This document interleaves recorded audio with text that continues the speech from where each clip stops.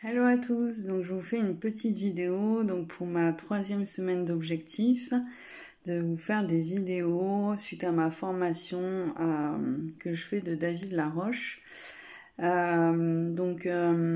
pris la décision pendant un certain temps de faire moins de vidéos sur ma chaîne YouTube, donc il y aura peut-être que ces vidéos-là, tous les lundis matins.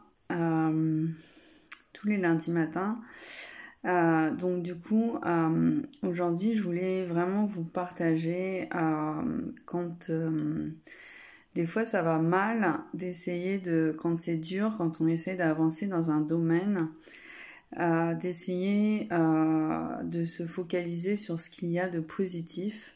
Parce que des fois on ne le voit pas forcément, c'est un peu dur, on reste focalisé sur ce qu'il y a de négatif. Et du coup, je pense que c'est humain ou peut-être français, j'en sais rien, de se focaliser que sur ce qu'il y a de négatif. Et négatif, ça peut être tout et n'importe quoi, ça peut être un décès, ça peut être quelque chose qui nous bloque, une mauvaise nouvelle, et on voit pas tout ce qu'il y a de négatif. Donc du coup, je voulais vous partager l'importance de regarder ce qu'il y a de positif, d'essayer de se poser et d'écrire 10 choses qu'il y a de positif.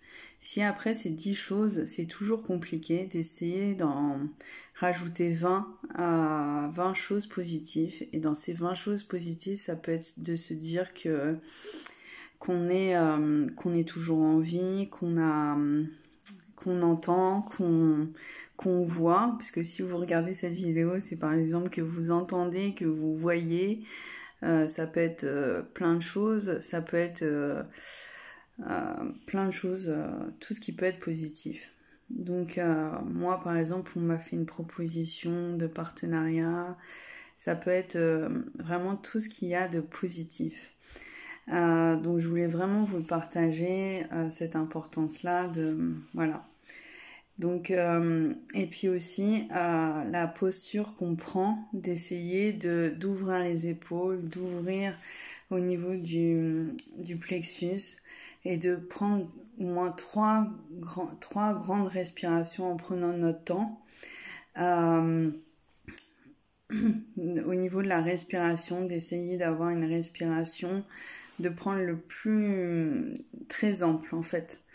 Le plus possible, des fois pour se calmer, si on va être très stressé ou très angoissé, d'essayer de caler notre respiration. Ça peut être plus que 3, ça peut être même 10, ça peut être pendant 5 minutes, 10 minutes, d'essayer de prendre des respirations très calmes, parce que des fois on peut aussi se mettre en apnée ou avoir une respiration très irrégulière.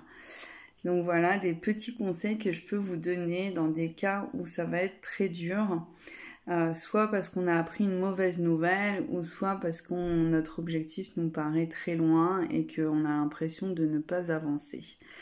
Je vous donne des petites pistes, donc en espérant que ça va vous aider.